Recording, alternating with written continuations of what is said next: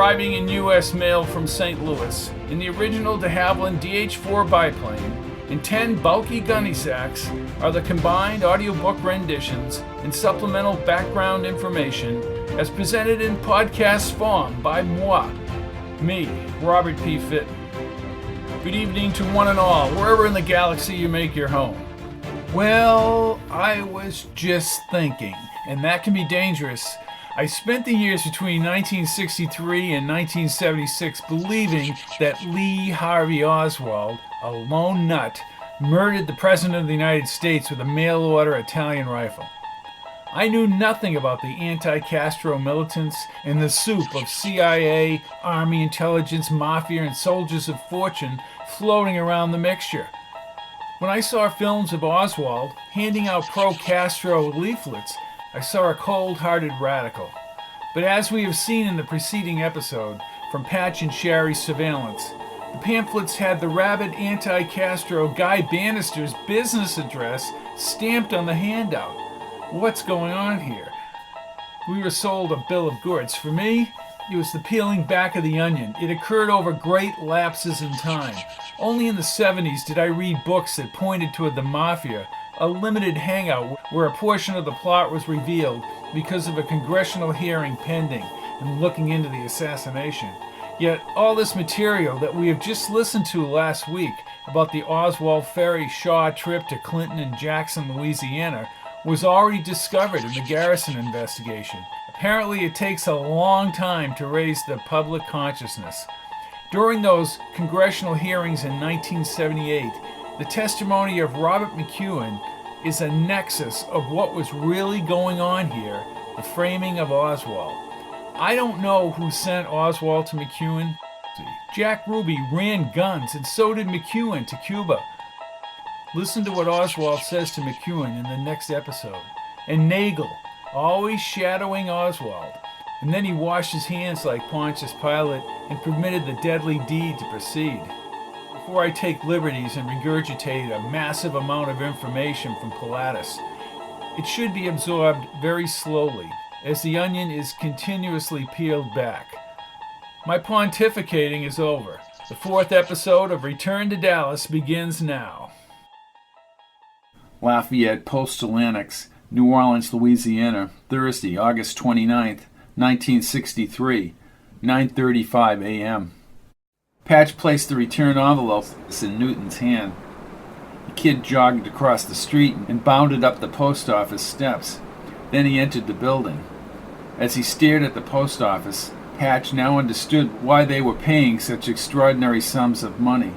Having their lives constantly threatened resulted in sleep deprivation and a pervasive inner anxiety.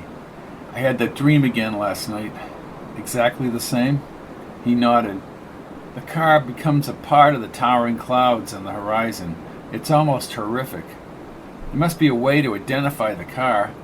It might unlock the rest of your memories. Patch checked the park and then the street entrance. He now wore the .38, fully loaded, in the holster even when he slept.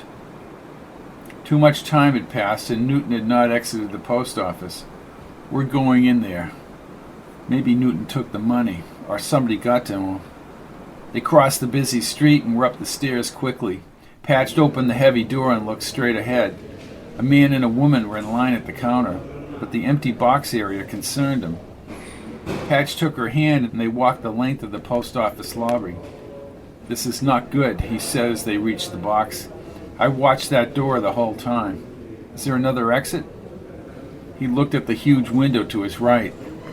He's got the only key. As he turned, Guy Bannister stormed from the back room.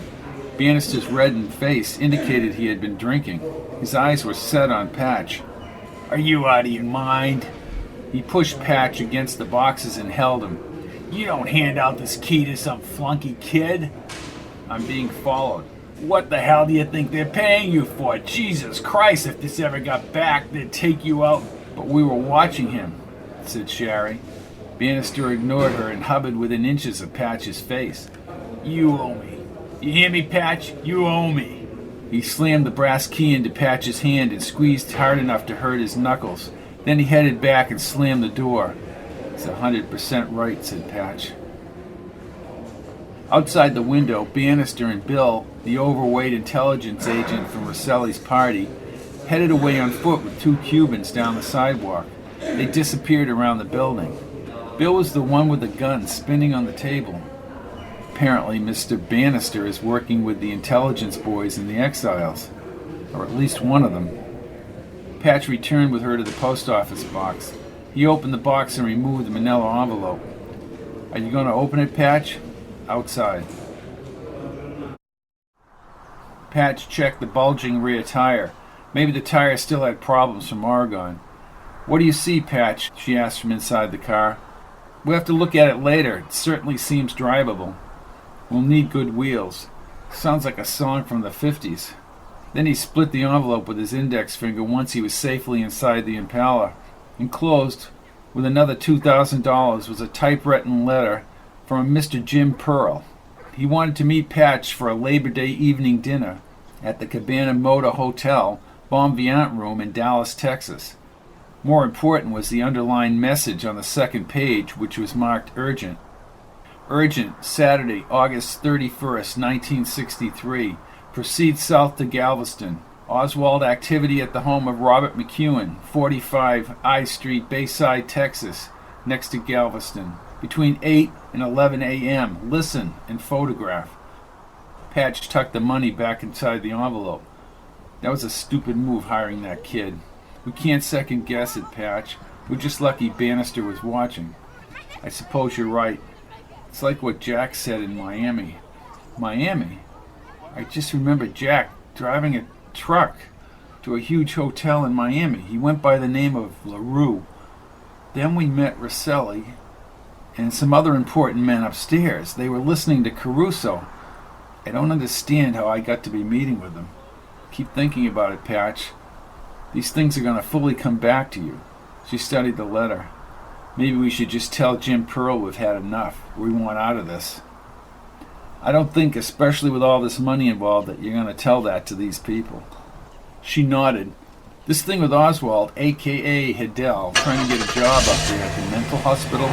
Patch started the car and left it running. They won't get the tape of Oswald's trip to Clinton and the state hospital till after the weekend. Patch, I still think they wanted to frame Oswald.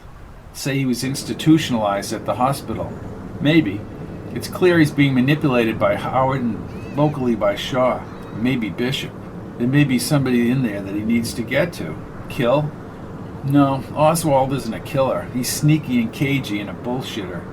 Maybe someone with information is passing through there. Patch pulled onto the road. He does what he needs to do and then quits. Like he did when he worked for that coffee company on Magazine Street here in the city. Gets a job at the hospital, has a presence there, then this guy Howard or Shaw or any of them can say he was a patient there. Patch looked at her for a few seconds. They could say he had mental problems. Yes, they've got him working both sides. I think that's for some specific purpose. Whether it goes beyond is sheer speculation. Elba's Garage, 618 through 19 Magazine Street, New Orleans, Louisiana, August 29, 1963, 1:45 p.m. What seems to be the problem, sir? Asked the owner of the garage.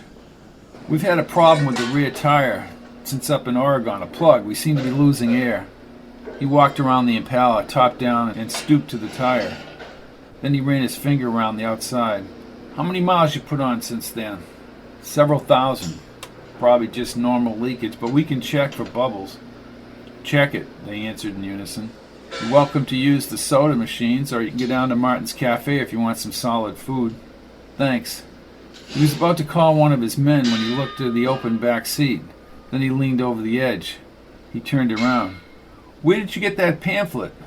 The communist guy was handing them out. Come on, he said as he walked back across the cement. That's Lee. He used to be in here all the time when he worked at Riley Coffee. He worked at 544 in the Balta building. No communist in there. How well did you know Lee? Asked Sherry. He was hard to know. He had thumbed through magazines and occasionally talked. The last time I saw him, he said he'd be working with NASA, where the gold is. How long for the tire? 20 minutes. Anybody else with him? Asked Sherry. Funny you should ask. I saw him handed a white envelope from, well, I can't tell you who, a couple times. He always had a crease in his pants, you know, he was neat. Yet at the coffee company, he was supposed to be an oiler. How do you pull that one off? That's weird, she said. Hey, come back here in 20 minutes. We'll check the tire. Thanks. They walked away from the car and into the area with the Coke machines. She held his arm. Patch, that's important information. You need to include that in the next tape. It'll be in there, sweetness. McWillie said he was psychotic. Au contraire, Mr. Oswald seems to have a wide circle of friends. Someone sat in a 1959 Chevy across the street. Our friend is back. Don't look. Is he alone? I believe he is. I talked myself into thinking he was gone. We have to leave in the middle of the night for Galveston. Whoever he is, he appears to be watching us alone. I wish he'd just go away. Chapter 26. Robert McEwen residence, 1st Street, Bayside, Texas, Saturday, August 31st, 1963, 9:15 a.m. Galveston Island's panorama touched the sky along the coast. Patch stopped near the beach so they could hear the waves break on the berm. Serenity settled in as Sherry rested her head on his shoulder. I wish we could just stay here, Patch. He nodded. No more surveillance, no more Castro problems, no more P.O. boxes. What about the cash? He asked, looking into her eyes. She raised her brows and smiled. $35,000 in the bank. They knew you'd be up to the task, Patch. Do you remember anything you had to do during the Bay of Pigs? Only what I've been told, ferry flying me in, going after Sanchez, but I don't remember. Did you hear the way Ferry blames Kennedy for not sending in air cover? It wasn't just blame, she said. You're right. He hates Kennedy, and so do some of the Cubans. She stuck her head out the window and inhaled. Ah, fresh air. He pulled her back inside. I almost wish we didn't have to drive up to Dallas. She checked her watch. We need to go wait for Oswald. I wonder what they have him doing this morning. Patch turned the Impala into a residential coastal community and parked under a clump of trees up the street from McEwen's spacious home. They waited for nearly half an hour before a white Ford cruised smoothly by them and stopped along the road near the house. He placed the headphones over his ears and turned on the tape recorder. Sherry readied the camera. A distinguished Latin-looking man in a blue suit and Lee Oswald in a short-sleeved shirt walked up the drive toward the house. 2 men holding coffee cups peered out the picture window. A woman in a negligee passed behind them. Oswald knocked on the front door. Patch aimed the amplifier. Sherry snapped several long-range photos. A dark-haired man opened the front door. My name is Lee Oswald. I've finally found you. You're McEwen, are you not? Yes. Patch twisted the audio gain higher. The tape recorder reel spun around as Oswald spoke.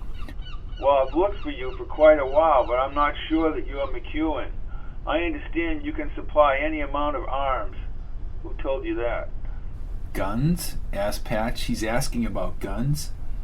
I'm pretty sure that you can do it, said Oswald. We're thinking about having a revolution in El Salvador. El Salvador? Yes, it's such a small country it would be easy to do. The man's voice became strained. I tell you right now, I'm on probation. And I said I'm not about to get mixed up in no damn arms of any kind. Not anymore. I'm in enough trouble as it is. I won't give you nothing. Patch adjusted the amp as Oswald kept babbling. You can make all this money, Mr. McEwen.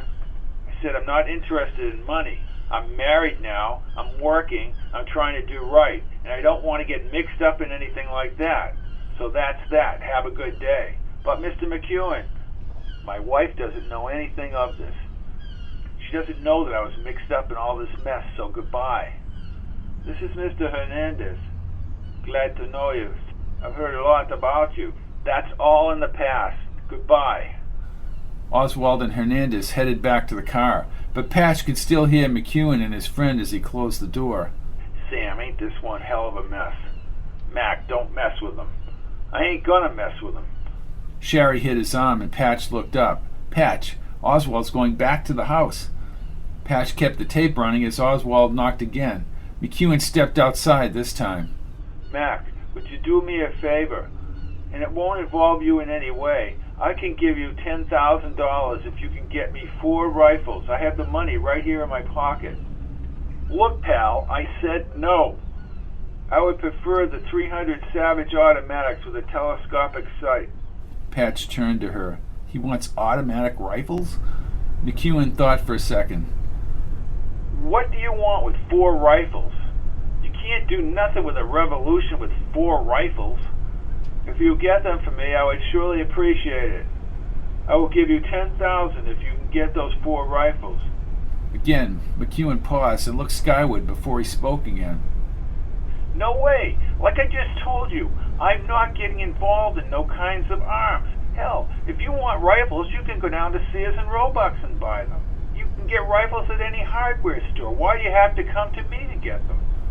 Oswald looked him in the eye. You are being very uncooperative and rude. There's no reason for you and me to be talking anymore. I'm not going to fool with any arms whatsoever. None whatsoever. Oswald and Hernandez returned to the car. Pat shut off the recorder, then he and Sherry looked at each other. McEwen wants nothing to do with getting rifles for Oswald. He says he can buy them at Sears. I agree with McEwen, said Sherry. You can buy those guns anywhere. Oswald said he was in a revolution in El Salvador.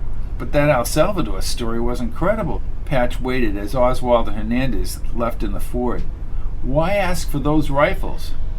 He's being told to do all these things, Patch. Something isn't right here. Audio recording, 3.5-inch reel, August 31st, 1963. This is Lemon. Oswald incredibly offered Mr. Robert McEwen in Bayside, Texas, $10,000 for 4 automatic rifles. I do not know where Oswald would get $10,000, nor would he say why he was working in a revolution in El Salvador. It should be noted that although I suspect McEwen had done this type of work in the past, he was emphatic in telling Oswald he wanted nothing to do with selling guns. Lemon out. Chapter 27. Cabana Motor Hotel, Bon Vivant Room, Dallas, Texas, Sunday, September 1st, 1963, 8 p.m. 2 waitresses pulled the sunshade chains and opened the window to the city lights. Sherry wore a green evening dress and a white sweater. She had just a touch of blue-green eyeshadow, and her pinned-up hair gave her an elegance Patch had never seen. She held Patch's hand across the table.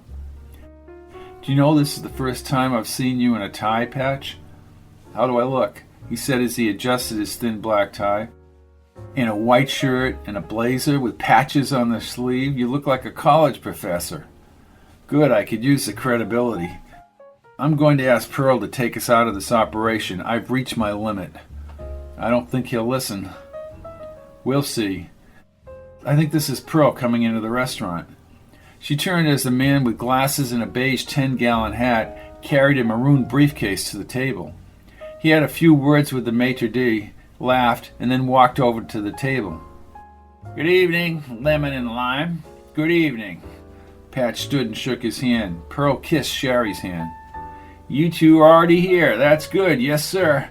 Actually, Mr. Pearl, it's Jim. Jim, we're happy to be out of New Orleans. Please sit down. He slid into the red upholstered booth, flipping his lighter, and lit a cigarette. Exhaling, he signaled the waiter and made a drinking gesture, pointed at his own drink, and held up 2 fingers. The waiter nodded without even approaching the table. Mr. Pearl, this is getting very dangerous. Both of us have been talking. We want out. Pearl's wrinkled face did not move. Then he produced a fixed smile. I don't think you understand, Patch. You don't get out of this until they tell you you're out of this. Patch's face froze with a look of incredulity. Seems like we don't have much of a choice, said Sherry. No, ma'am, you don't. Now that aside, I guess you're wondering what old Jim Pearl's name is doing in your P.O. box. Patch shrugged his shoulders. I only have my instructions. Patch nodded. So you have instructions for us. Lemon and lime. The waiter set down identical ginger ales in front of Patch and Sherry. Patch looked over and then at the drinks. What's the plan, Jim? Well, Pearl leaned to his left and popped the brass locks on the burgundy leather briefcase. Then he lifted out a clean-cut bundle of cash. Who do we have to kill? Asked Patch, chuckling. Pearl's voice was stern and direct. I told you, do as you're told. There's 10,000 here. That's incredible, said Shari. 10 grand is 10 grand. Pearl put the cash in the maroon valise and zipped it shut. He handed the valise to Patch. They had placed multiple instructions in the valise. I'm not privy to those orders. Now, I do have one item that I was told to tell you verbally so there'll be no misunderstanding. Patch sipped the ginger ale. And what might that be? Jack Ruby. Who? Jack! You followed him to Texas. Oh, Jack. We know him well. Well, don't know him too well. Stay as far away from Jack as you can. He may even try and contact you. Seemed like a nice guy, said Shari. Very nervous. What's going on here, Jim? One thing you should remember, he said.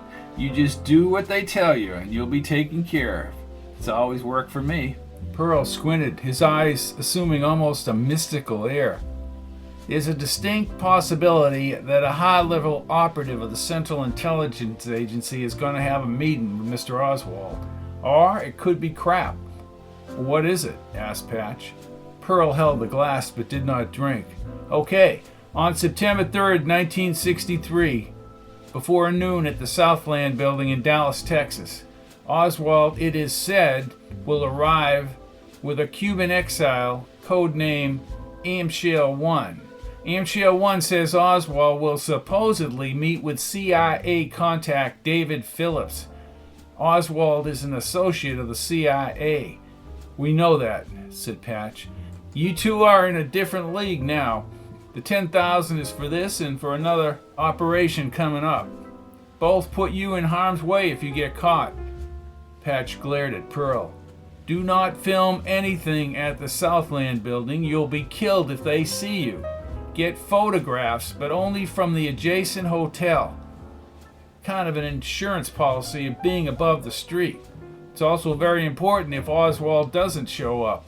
It'll tell us we got wrong information and what Amshale 1 is up to. September 3rd, repeated Patch. In the afternoon, check P.O. Box 3066 in the Terminal Annex Building, located at the corner of Houston and Commerce Streets in Dallas. You're supposed to use this box while you're in the Dallas area. Now listen, he pointed at Patch. Oswald uses the same postal annex, and this is important. Stay away from Postmaster Harry Holmes. Holmes is an FBI informant. If you haven't figured it out, your man is also an FBI informant. He brought in 2 FBI agents as soon as he was arrested in New Orleans. Called the feds in. Pearl stood abruptly. You got all that? September 3rd, just before noon. Right. If he doesn't show up, that's just as important. And Lemon. What? 2 things. Don't spend it all in one place and don't get yourself killed. Chapter 28. At the hotel window, Patch carefully adjusted the long-range camera lens diagonally across the street. Why are Oswald and the Cuban meeting with David Phillips of the CIA? I'm scared, Patch, said Shari. Patch hugged her.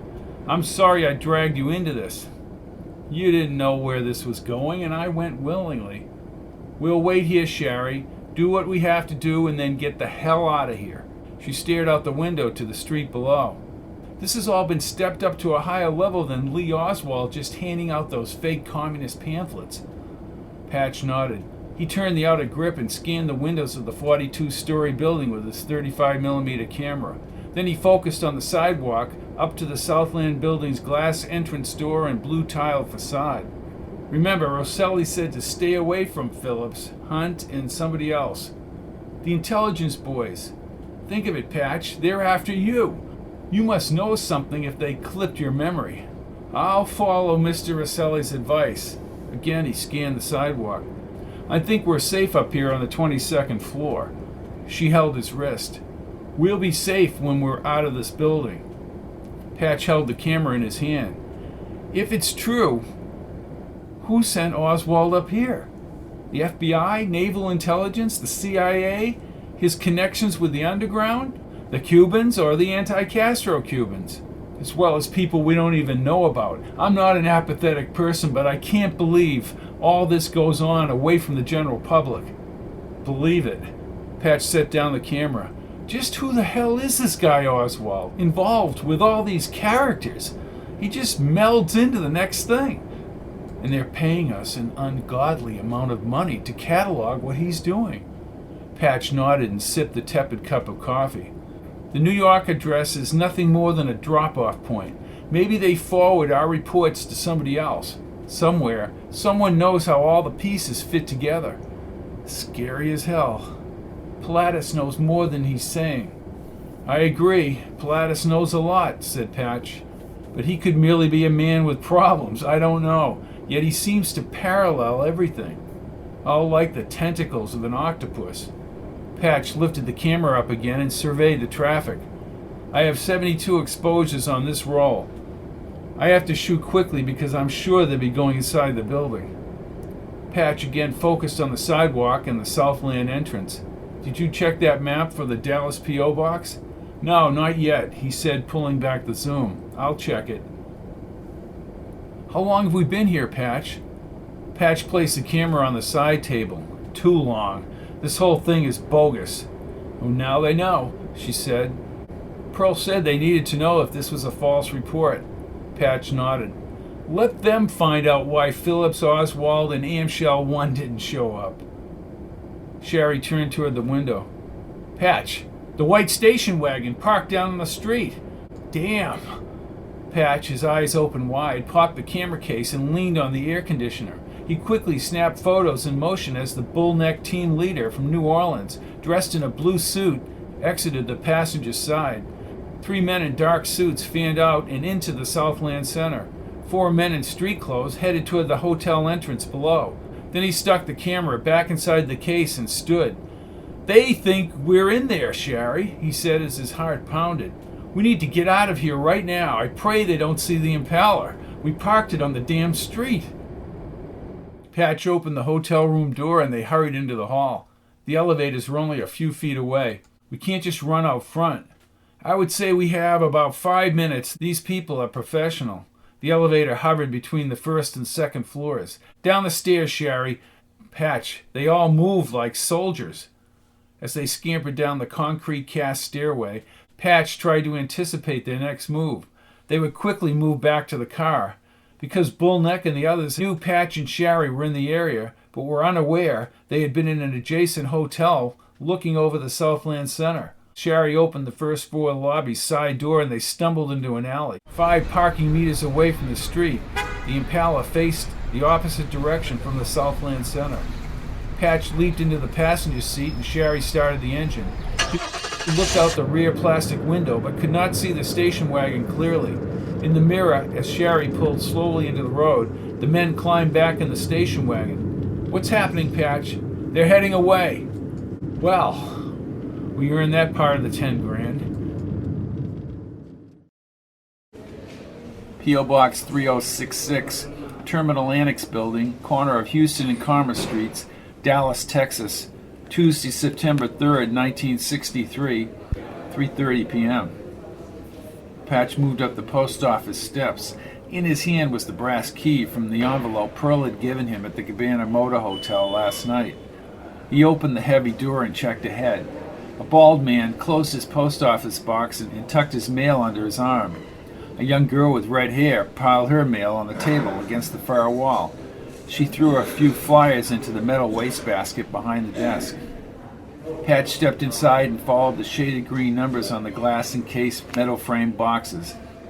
To his left, he sidestepped with the ascending numbers until he found box 3066. He turned the key. The familiar manila envelope was now arched inside the box. He slid it out and was about to head back outside to Sherry. He hesitated when Lee Oswald entered the post office. Patch drifted back to where the woman had thrown away the flyers.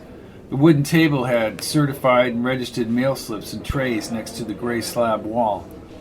He pulled out a conglomeration of junk mail from the trash barrel. His heart pounded. He casually pretended to read junk mail as Oswald's shoes clicked against the floor tiles. In his peripheral vision, Patch noted Oswald passed by him toward a box no more than 20 feet away. Patch watched Oswald out of the corner of his eye. The slim Oswald, hair neatly trimmed, opened the box. He pulled out a white legal-size letter and several smaller pieces of mail. Oswald then closed his box and walked by Patch with the white envelope in his hand. He studied Patch's face with his gray eyes as if he were memorizing it for an exam. His dark stubble indicated he had not shaved for a while. He squinted, twisted his lips, but retraced his steps across the post office. A deep anxiety now settled over Patch.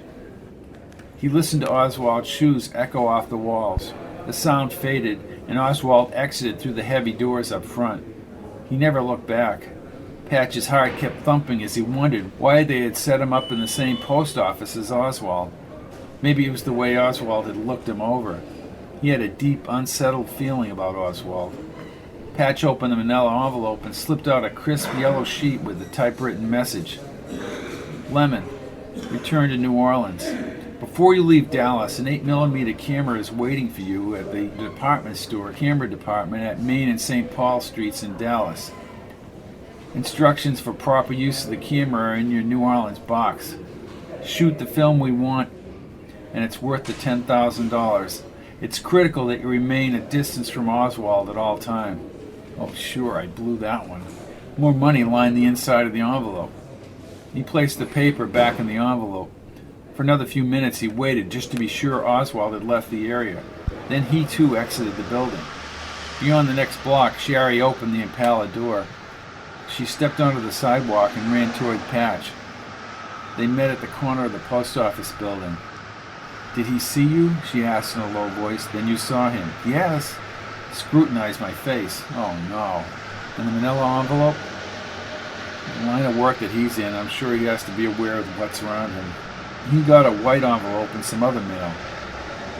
So now he's in Dallas, she said. I think he'll be wherever they send him. What was in our envelope, he asked. They want us to pick up an 8mm camera at a local department store and then head back to New Orleans. They want us to film something for $10,000. It must be risky. You know it and I know it.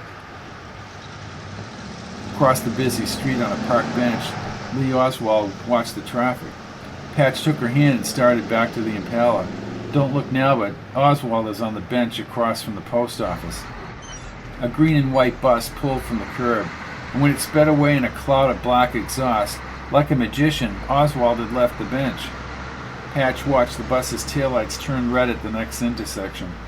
I don't think him seeing me means anything right now, but if he sees me again, he may put it all together. Hopefully that won't happen. I had a feeling, that same unsettled feeling when I saw him up close. I can't tell you why. Chapter 29. Lake Pontchartrain, Bedeco Creek, Louisiana, Thursday, September 5th, 1963. Near Bedeco Creek, from atop a hill and within a mass of hanging vines and Spanish moss, Patch steadied the Bell & Howell camera on a log. Sherry gripped the metal canteen and with a bandana wiped the sweat off his brow. In the grassy field, soldiers in combat fatigues poured out of bulky military trucks. Patch filmed many of them carrying machine guns. Another group had mortars and bazookas. A thick foliage swamp lay beyond the field. Small arms fire popped across the field as the soldiers dived into the grass. Sherry whispered in his ear when the machine gun muzzles ignited orange. That's live shooting, Patch. Patch kept filming and did not respond even when the mortars exploded, a mere 100 feet away. Then he stopped the film and turned back to the log. He wound the camera again. These people are well trained. Sounds like we're in the middle of a war, she said, blocking her ears at the next explosion. A group of men ran past them, 50 yards away in the field. Patch lifted the camera and panned toward the Louisiana road sign. 5 men lingered near a jeep as other troops darted in the area beyond. Guy Bannister turned in front of the jeep. That's Bannister. To the left, Lee Oswald lingered next to a group of soldiers. In his fatigues, he appeared to look at the camera. Oswald, that same stupid smirk. Sherry spoke in a low voice in Patch's ear. This is making sense now. Obviously Oswald works for the government. Maybe, said Patch as he stopped filming. Against the government? Don't know. Patch lifted the canteen. The water had a metal taste. He leaned against the tree until Sherry advised him Phillips had moved into the open. Unlike the others, Phillips wore street clothes and held a .45 caliber handgun. Patch cranked the bell and howl and then pushed the shutter button. More soldiers fired their weapons. He recognized the tall man in fatigues but could not access his name. This time they shot up targets in the shape of a man nailed to various trees, and the echoes reverberated across the swamp. Another man in fatigues ripped off one of the targets off the tree so they could see the bullet holes. "David Ferry," said Patch as he kept filming. "Either he cut his hair with hedge clippers or he's wearing a wig, and a bad one at that." Then Oswald aimed his rifle at the target. Patch counted 7 shots into the cutout. One of the soldiers marched toward the swamp, but Patch focused on the man with the glasses speaking with 2 men next to a telephone pole. Unlike most of the men, he wore white chinos and a white shirt. "Look how he's dressed. Intelligence officer of some kind," she said. Patch pulled out the amplifier rod and slipped the headphones over his head. He listened carefully for at least a half a minute as they talked about munitions and Castro. The second man called him by name, Tracy Barnes. "They're talking about the Valley getting low-frequency Motorola transceivers to David Ferry and Clay Shaw. Walkie-talkies with a quarter-mile of range. More stuff about Castro and guns. There's a war going on down here. Nobody knows about it. For sure." He mentioned Jack Ruby and McWillie and how they used to get guns to fight Batista. He unscrewed the canteen cap and gulped more water. Then he handed it to Sherry. "That explains the guns in Jack's trunk.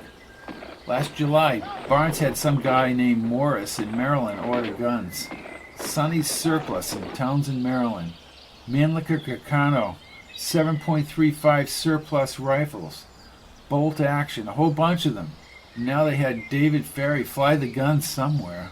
I didn't catch it. New Orleans? Okay, Ferry flew them to New Orleans. Patch, there's more to Ferry than meets the eye. The point of those guns was to alter the 4-piece of each rifle. They dismantled them so they could be hidden and reassembled quickly. Sounds nefarious. I'll note that in my tape. Wait, they're moving out. On the Perende Road, right where we have the Impala." He looked up at her and ripped off the headphones. "We have to get out of here right now. No argument here." He handed the amplifier and the other camera to her. Then he grabbed the 8mm. "I need to rewind this film and put it in the canister. Check through the binoculars, Sherry." She kept the glasses to her eyes as he flipped a switch and wound the film back into the camera canister. "Where are they?" "Rounding everyone up. Apparently they're going to march out." Oswald did tell Brengier in the clothing store that he'd trained men. I guess he was serious. "Okay, they're marching on the road, Patch." Patch unscrewed the cover, lifted the yellow and black Kodak canister from the camera, then re-screwed the cover. "Okay, let's go." He put the canister in his pocket and took her hand as they bent down. Hunched over, they moved into thicker brush. Memories of a battle and planes over a swampy area entered his thoughts. He envisioned men landing on a white sandy beach. The grassy ground moistened as they veered back toward the clump of trees where he had parked the Impala. Although the woods now appeared quiescent, there was enough firepower within that small training group to kill him and Sherry quickly. He pulled her up the grassy incline toward the twisted trees at the break. As they neared the crest, he spotted the red Impala 100 yards down the road shoulder. They trotted deliberately on the gritty road toward the red Chevy convertible. He opened the trunk and threw in the equipment without securing it in the suitcase. He started the car and immediately left a dust trail behind as he continued down the road's gradual incline. "I say we head straight. Doesn't that lead to Pontchartrain?" He took the wrinkled map from her hands. "It's an unpaved road along the lake. There's also a road leading away from the swamp where they're training." They were going the other way. "I hope so. I sure hope so."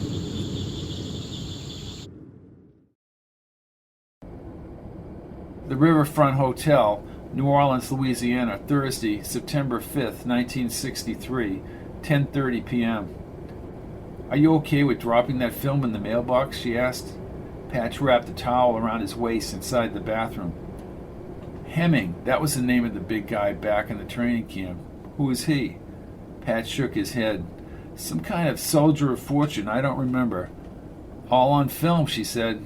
"The main thing is that movie film is mailed to Austin." The knock on the wooden door was swift and hard. Patch tightened the white towel around his waist and another around his neck. He fluffed his hair with the towel and approached the door. "Yeah." The muffled voice sounded familiar. "Lemon, it's Pilatus. It's urgent." Patch picked up the .38 off the bureau. Then he undid the chain and unlocked the door. Pilatus's hair hung in clumps and his clothes were dirt smudged. He slumped as he walked by Patch's gun. "How did you find us?" "That's a dumb question. Furthermore, what does it matter?" "Well," he stuck out his neck at the last part of his question. "What do you want?" asked Patch. Pilatus rotated his chin around and smiled. Then he looked at Patch. "You're lucky you're still alive. Sorry to disappoint you." Pilatus squinted and looked around. "Let me tell you what I already know myself. You need to get away from all your contacts, especially Oswald." "We heard Oswald twice on the radio," said Sherry. "He's been on Channel 6 WDSU. They filmed him on the street 3 other times. I just spoke with him 1-to-1. He doesn't get it." "Says he's a Marxist," said Patch. Pilatus's face looked as flat as a cast-iron frying pan. "The radio guy, Stuckey, went up to the Magazine Street address to get Oswald to be on the air a second time. Oswald answered in his T-shirt and military fatigues. He's instructing the exiles, my friends." "We saw him at Pontchartrain," said Patch. "Oh, Christ, you two need to disappear. I may just leave the country." "Exactly why?" asked Patch as Sherry joined him. With a dumb grin, Pilatus shook his head. Then he sat on the flowery green chair and spread his arms over the chair arms. "Oh, I don't think knowing everything is necessarily a good thing, Lemon." He leaped up and crossed the room. Then he peered around the drapes. "We haven't hurt anyone, Pilatus." Pilatus stepped from the drapes. "You don't know that. As a matter of fact, you don't know what your actions have spawned." Patch, still wrapped in a towel, approached. "Just tell us." Pilatus's brown eyes glassed over as if somebody had dunked him in the river. "Your country. Be careful, Lemon. If you can get out of this, then be careful. They think they can supersede the Constitution, and they probably can. Nothing will mean anything after the end." "The end of what?" He walked toward the door. "Just tell us something," said Sherry. "The end of what? You know I'm baffled, confounded as to who engineered your little spy program. Whoever it is has shielded himself perfectly. That's admirable. That's what it is." "What do you know?" asked Patch. "They're looking for you, Lemon and Lime, because the word is out that you two might not be in their best interest. Once they get to you, they'll never let you go. They want answers." He opened the door and looked both ways down the hotel corridor. Then he ran from the room. Patch saw him take the stairs. He returned to the room and locked the door. "He's right. We can't get out of this. And they will kill us if we try to get out, Patch." What we saw down that training camp was bizarre. Everyone is pretending to be someone else, especially Oswald. The government certainly wants to ask me questions I don't have answers to. If Pilatus could find us, who's to say the others can't find us? Patch picked up the .38. So much for getting some sleep.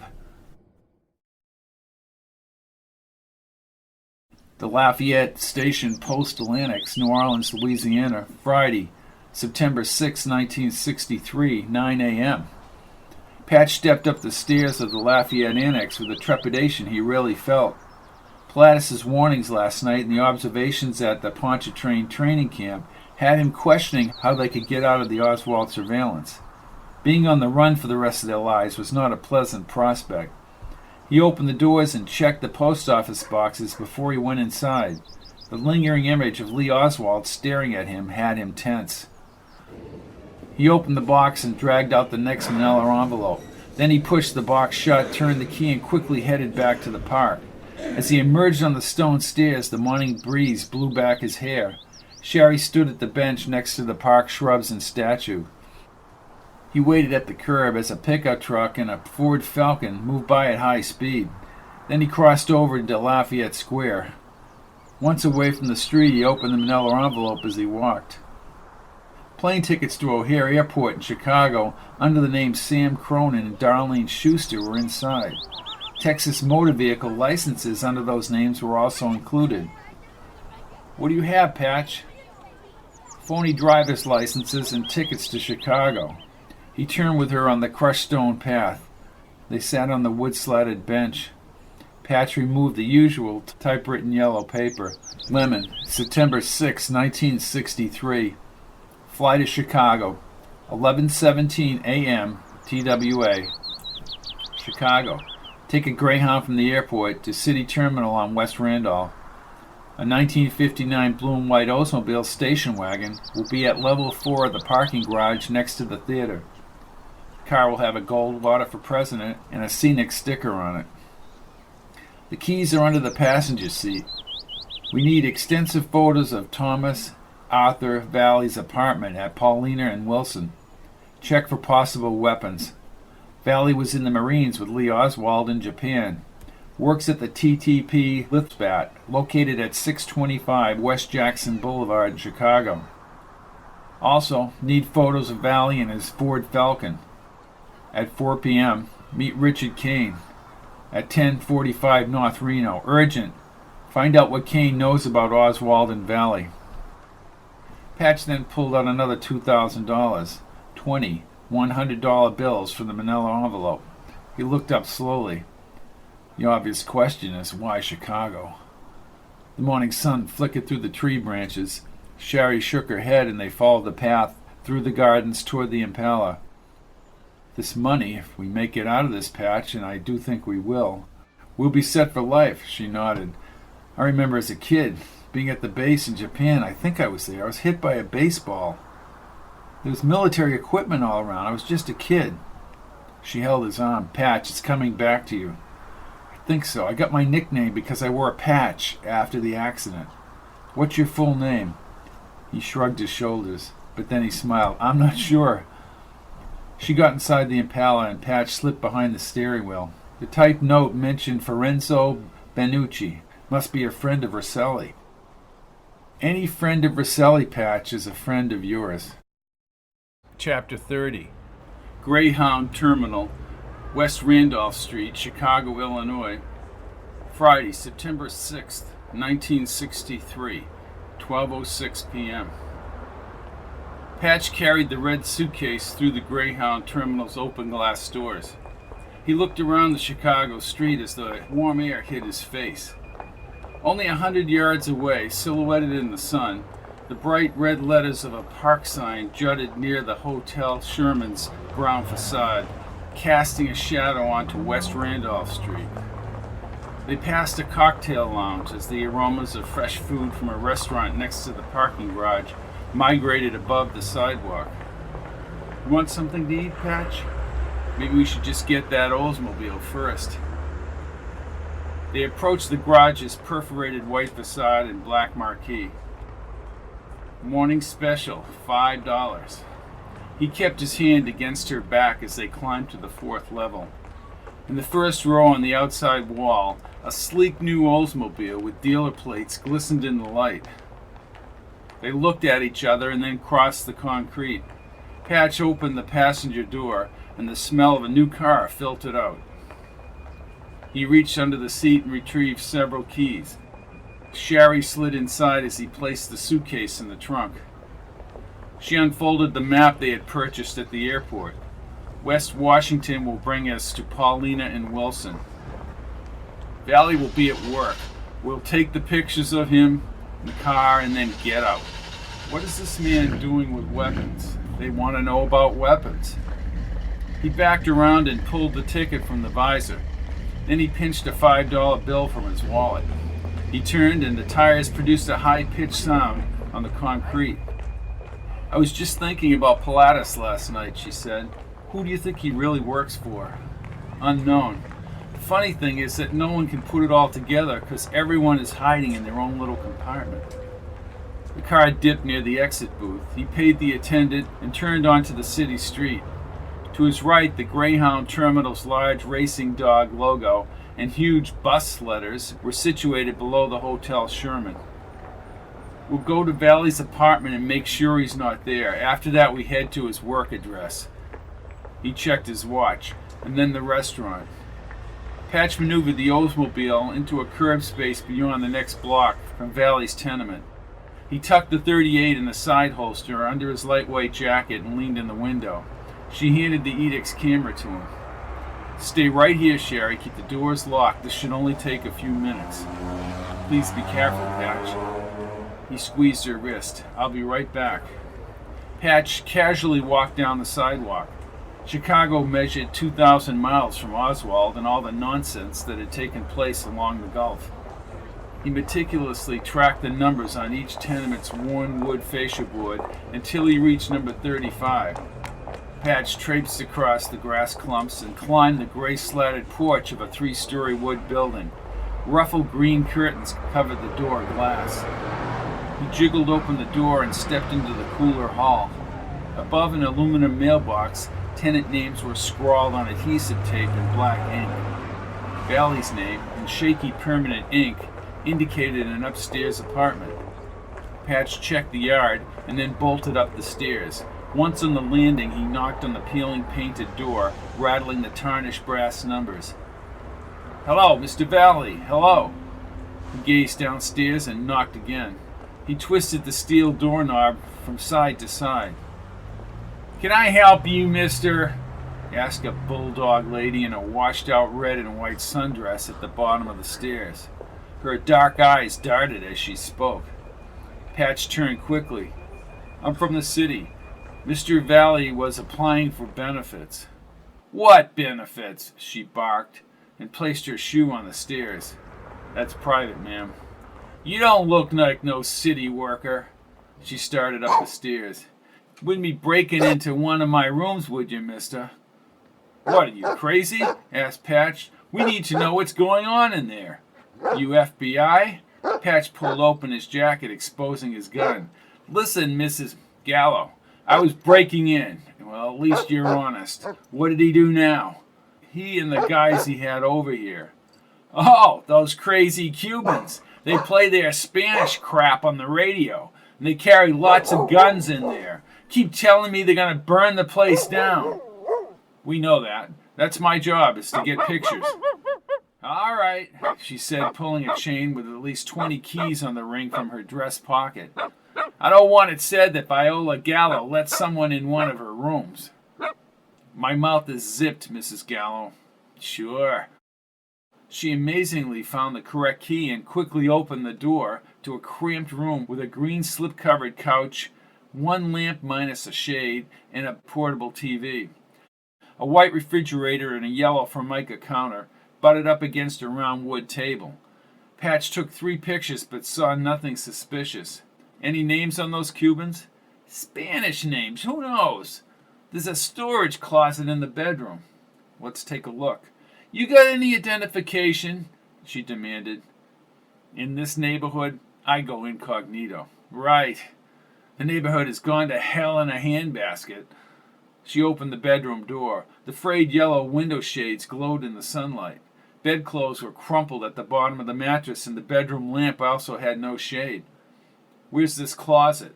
"Right here," she said, opening a smaller white door. Patch popped his head inside, and his stomach flooded at the cache of weapons. Thousands of rounds of ammunition and M1 military rifles. 4 rifles had telescopic sights. "What is it?" she asked. "Look for yourself," said Patch, snapping his 4th photo. "I knew these bastards were up to no good. 4 of them keep coming up here. Valley is insane. He's got some kind of mental problem." "Mental problem and these guns? Great combination. Look, Mrs. Gallo, we're going to leave the guns here because we're going to raid this apartment while the Cubans are here." "I ain't going to say nothing." Patch heard some bounding up the steps. "Hey, man, who's in there?" asked a high-pitched voice with a Spanish accent. She pointed toward the closet and Patch ducked inside. Then he closed the door, but he could hear them outside. "I heard a noise up here, but I guess I was wrong. Valley won't like you inside his place, lady." "I thought I was being robbed, numbnuts. Now get out. Valley ain't here."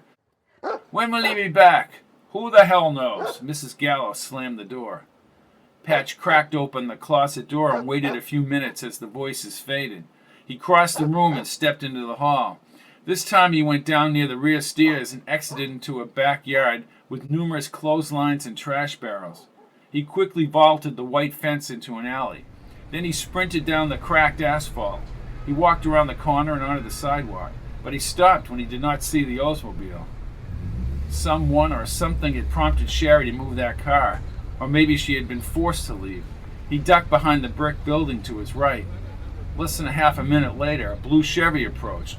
Two men sat in the front seat as the car paralleled the sidewalk. The gray-haired man in the passenger seat rested a sawed-off shotgun on the window frame. Patch gripped his handgun. The dark-haired man drove the car. Once the car passed, he stepped into the vacant lot. The red taillights glowed and the car went left at the stop sign. "Patch!" shouted Sherry from the fence across the lot. She waved her arms. "Patch!" Patch looked over his shoulder and then sprinted across the weeds. He quickly leaped the chain-link fence. Where did they come from? They didn't recognize the station wagon, but I knew I should get out of here. They moved down into a tenement driveway. Sherry had parked the Oldsmobile in the driveway. Patch ran forward and climbed in the driver's side. She threw the keys to him. One guy had a sawed-off shotgun. "I saw it," said Patch as he started the car. Then he backed up. He looked both ways. "We need to get over to Valley." "All clear," she said. "Why have they driven all the way up here, and how did they know we were here?" "I don't know the answer to that," growled Patch. "You don't carry a gun like that unless you're going to shoot it." "What about Valley's apartment?" "The place is an ammo dump." Patch turned the car at 180 degrees. "And he's got Cubans involved up here, just like down south. That's why they wanted us snooping around here. I have pictures of all of it." "How did you get in there, Patch? Did you break the door down?" Patch smiled and then flung back his head. "The lady thought I was an FBI agent. Apparently the FBI's been around here too. Maybe the FBI's driving that car." "Unbelievable. Robert Kincaid, FBI." She moved closer to him and held his arm. "Is that your name?" "I do believe it is," he said, taking the turn. "Valley works at the TTP Litzblatt, 635 Jackson Boulevard. Let's meet this arms expert."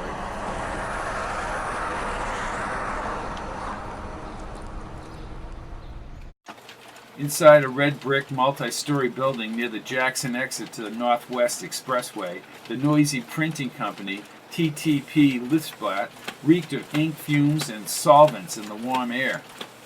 He had told Sherry to remain in the hall and check for the Chevy. Patch stepped up to the counter. "Excuse me, does Thomas Arthur Valley work here?" The nimble guy with the leather apron stared at him and raised his index finger. He disappeared into the side room. Almost immediately, a stocky man in a beige sweater and black glasses stomped up to the counter. "Can I help you, sir?" "Looking for Thomas Arthur Valley." "Why?" "I think I just hit his car. He drives a Ford Falcon, right?" "How do I know what Valley drives?" He looked Patch over. "Stay right here. I'll get him, but watch it. He's a touchy bastard." The tension made him sweat, and he wiped his forehead. Removing his jacket meant exposing the .38. Sherry nodded from the open doorway across the hall. The stocky man trailed a pug-faced, mean little man with a slightly receding hairline and a flat-top haircut. "Did you hit my car?"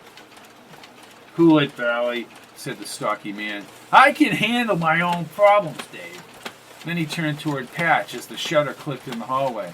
"Come on, let's go check it. And I'll tell you, if you wreck my car..." Patch said nothing. Sherry disappeared when they passed through the open doorway. "New York license plate?" "Yeah."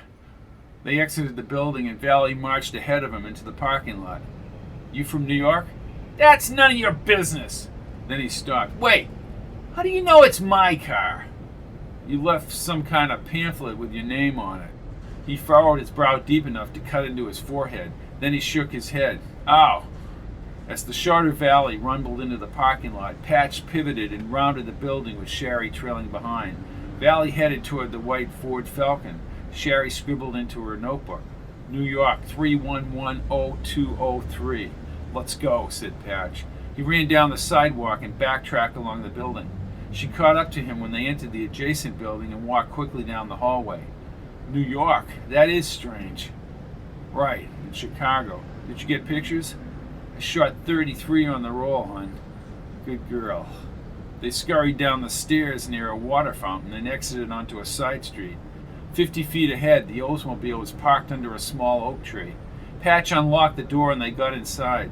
He checked the mirror and the side streets. And this crazy man Valley is in cahoots with the Cubans? Figure that one out. He checked his watch and grabbed the map. Almost 4. Where's the Adonis restaurant from here? She folded the map and turned it over. Take a right up here at the lights. Patch looked over his shoulder. I don't see Valley or the Chevy. Now we meet a Mr. Richard Kane, and then get the hell out of here, hopefully. Richard Kane, another one of those interlocking compartments. Plausible deniability. Chapter 31. Adonis Restaurant, 4:06 p.m. Patch sipped the cold water and set the glass back on the white linen tablecloth. Sherry closed her eyes as she sat upright in the restaurant chair. He reached over and held her hand.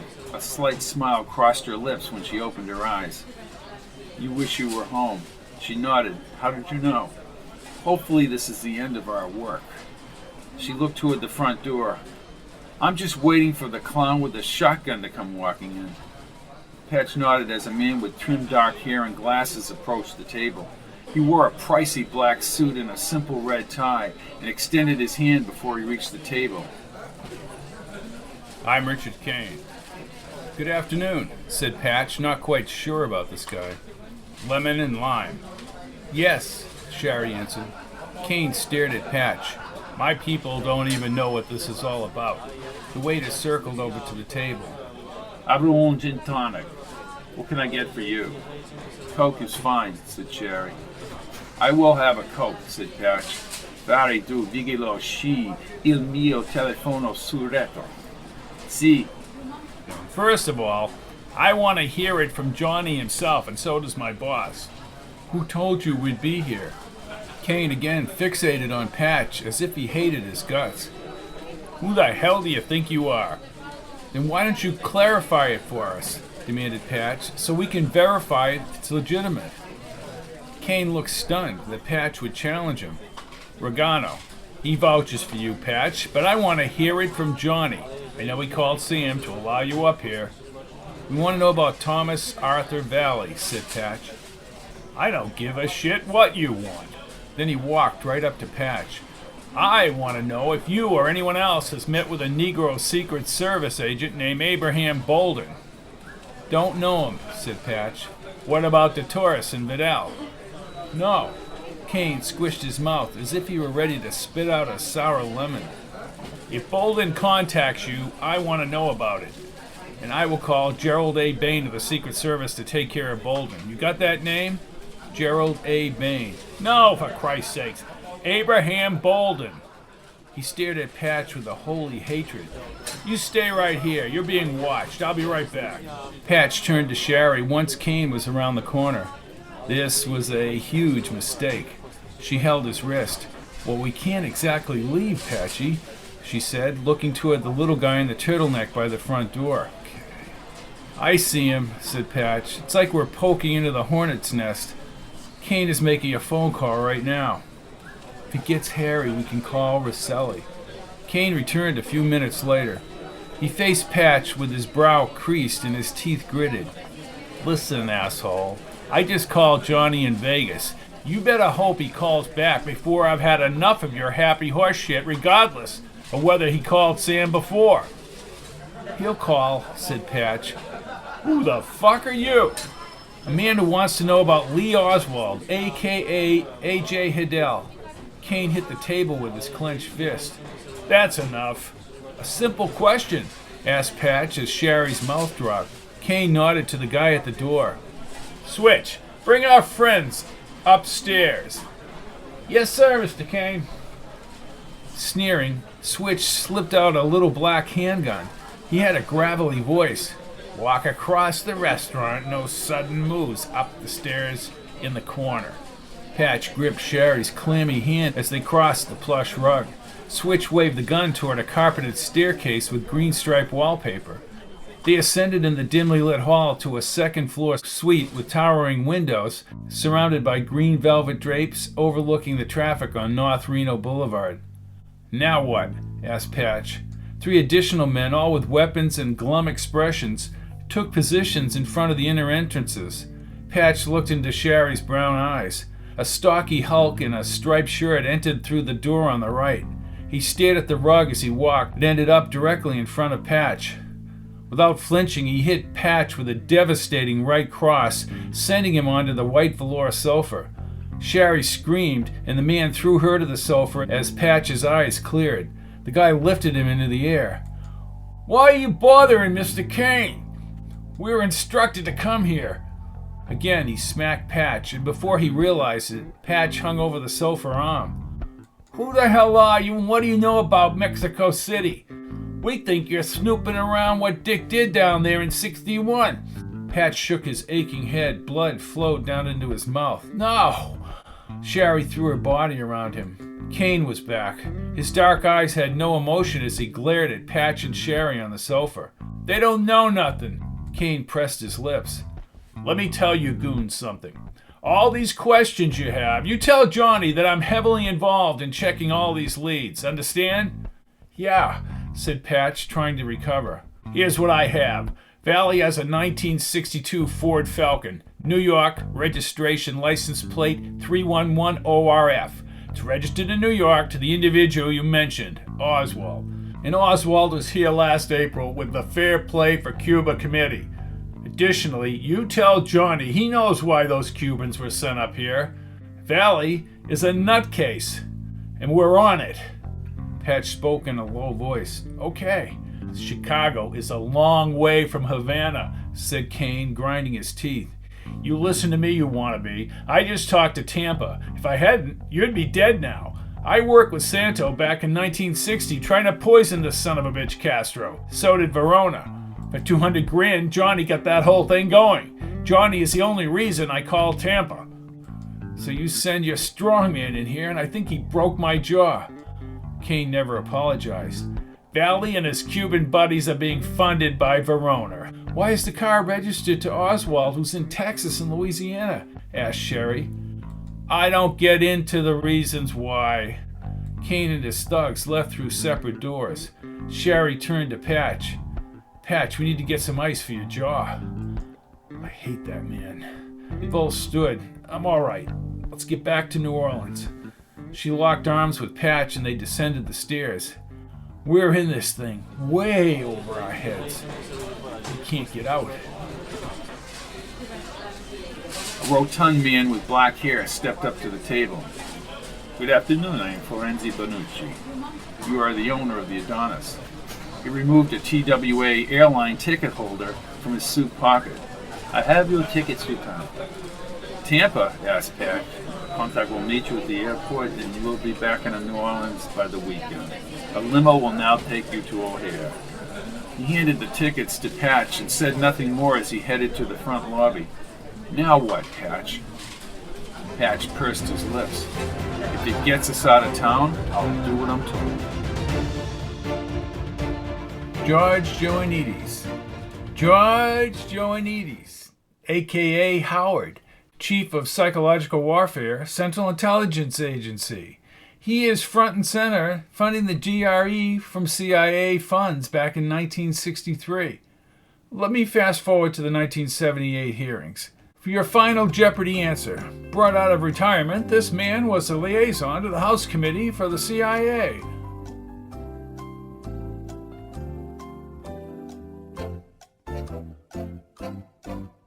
Of course, it was George Joanides, the man in the middle of the anti-Castro mess, along with a panoply of players.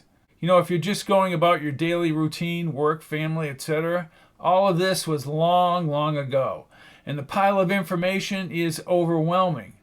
But then again, does the United States exist as a constitutional republic or a fantasy land? I'm Robert P. Fitton. Think about it. Good evening.